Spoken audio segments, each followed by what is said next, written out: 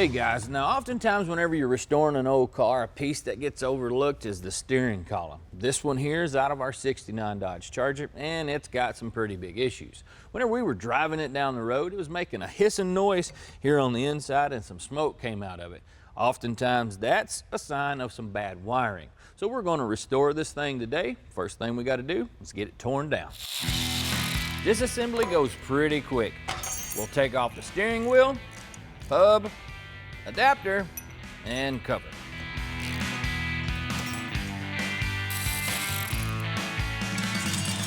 The correct way to remove this harness out of the column would be to de-pin this little connector here.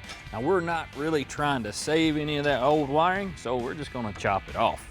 Whenever you chop this piece off, don't throw it away. You can use it for a reference to re-pin the wires, and you may have to reuse this little plastic connector.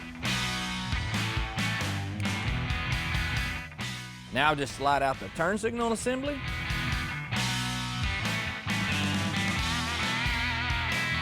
Pop out the snap ring, and then tap out the shaft. Now all we have to do is remove this upper and lower bearing. We've got our steering column all cleaned up and a fresh coat of paint sprayed on it, and now it's time for assembly. Whenever you're doing a restoration on an item like this, finding the proper parts to do it sometimes can be rather difficult. We went to Stevens Performance and they had exactly what we were looking for, like this new upper and lower bearing, turn signal assembly, and the proper connector to install this. Now the first thing that we need to do to get this thing put together is install this lower bearing. This lower bearing slides right in and is held in place with two new bolts. On the top, I like to install the bearing onto the shaft first, and don't forget the snap ring. It's very important. Now just push the bearing with the rubber bushing into the housing, making sure it's fully seated. Next, slide the wires through the column, line up the new assembly, and install the 3 screws.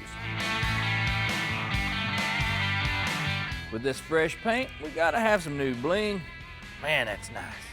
And now it's time for us to pin our connector. I mentioned to you guys earlier about saving this piece. All you need to do is match it up so that it's sitting in the same position, match the wires per hole, plug them into place.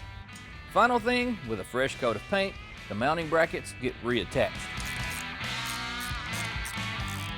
There you go, it's good as new and looks just as good as well. And all we need now is a car to put it in.